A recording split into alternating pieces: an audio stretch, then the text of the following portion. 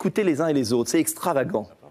Monsieur Macron qui a été ministre, Monsieur Fillon qui a été Premier ministre, ça fait 10 ans qu'on nous raconte les mêmes sornettes, ça fait 10 ans que nos entreprises sont concurrencées déloyalement, ça fait 10 ans que vous avez augmenté les impôts, 30 milliards pour Monsieur Fillon, 60 pour Monsieur Macron, et très clairement, vous étiez le ministre, je crois que vous êtes un peu amnésique. Non, vous étiez le ministre de François Hollande. Je n'ai jamais été ministre des Finances ni Premier ministre. Ah bon, alors vous n'étiez pas solidaire de votre gouvernement, c'est extravagant. Et j'ai été à ce moment-là, je n'étais pas ministre dans la période que vous indiquez. Ah bon, non, c'est jamais vous. On peut être factuel. C'est jamais vous.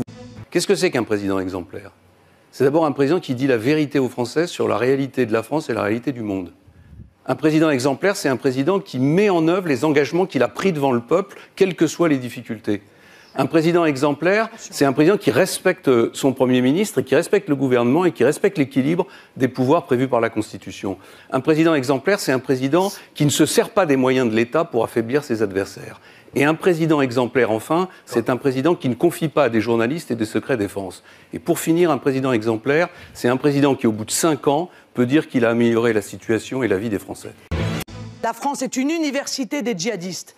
Je le dis clairement, c'est une université des djihadistes. Ils se préparent. Vous êtes toujours en train d'écarter ce genre de difficultés. Madame Le Pen, ça vous arrange. Non, ça ne m'arrange pas. Mais si, ça vous arrange, ça vous fait prospérer. Non, mais vous avez... Je sais que vous avez beaucoup de complaisance pour les fondamentalistes. Non, mais moi, je veux que ça vous arrange. Et on l'a vu, Tant qu'il y en a, vous pouvez continuer à faire votre numéro. Et on l'a vu, lorsque des femmes sont interdites d'entrer dans des cafés, vous leur trouvez des excuses. Moi, je n'en trouve pas.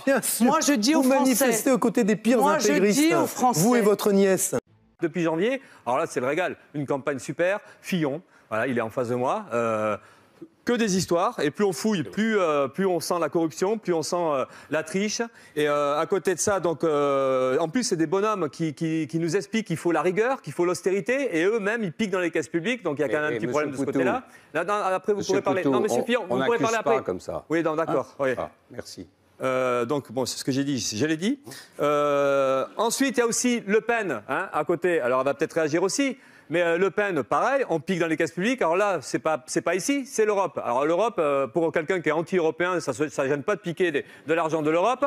Et le pire, c'est qu'en plus, le FN, qui se dit anti-système, ne s'emmerde pas du tout, se protège grâce aux lois du système, grâce à l'immunité parlementaire. Et donc, refuse d'aller aux convocations policières, donc peinard. Donc là, tout ça, ça illustre... ce coup-là, vous êtes pour la police. Ça illustre... Ouais, quand nous, on est convoqués par la police, nous, vous voyez, par exemple, on n'a pas d'immunité ouvrière. Désolé, on y va. Voilà. Vous avez une chance. Le système vous protège. Tant mieux pour vous. Mais là, moi, ça permettra de dire que l'antisystème, eh ben, c'est de la foutaise. Le travailleur détaché, c'est pas la personne qui est en cause. C'est le fait qu'il est embauché, il ne cotise pas, il n'a pas les mêmes cotisations sociales que quelqu'un qui est embauché ici. À la fin, on arrive au résultat suivant. Vous avez 10% des travailleurs détachés qui sont des travailleurs français, sous statut d'une société qui est cachée quelque part dans un paradis fiscal, le plus gros d'entre eux étant le Luxembourg. Donc, je suis élu, plus de travailleurs détachés. On oublie de dire à chaque fois qu'il y a près de 300 000 Français qui sont travailleurs détachés. Donc vous irez leur expliquer les uns et les autres que dès demain, c'est fini pour eux. Oui. Non, ce qui est le problème, c'est le travail détaché illégal. Quand j'étais ministre, j'ai fait voter une loi qui a permis justement de contrôler cela en mettant des cartes d'identité dans le BTP. Ne marche pas. Eh bien, c'est en train de marcher. Ce que vous proposez, Madame Le Pen, c'est en effet de la baisse de pouvoir d'achat pour les Français.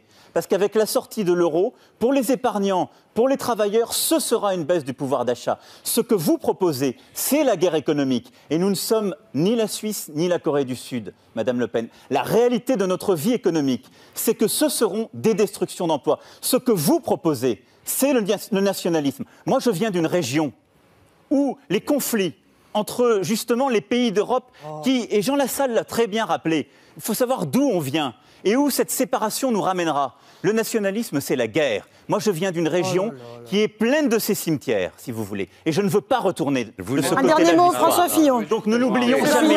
N'oublions pas de quel côté nous venons. Monsieur Fillon, vous répondrez, Madame Le Pen. Ça fait 70 ans, Madame Le Pen. Monsieur Fillon, on ne se présente pas comme la nouveauté quand on ressort des vieilles badernes qui ont au moins 50 ans. Mais Madame Le Pen, vous ressortez...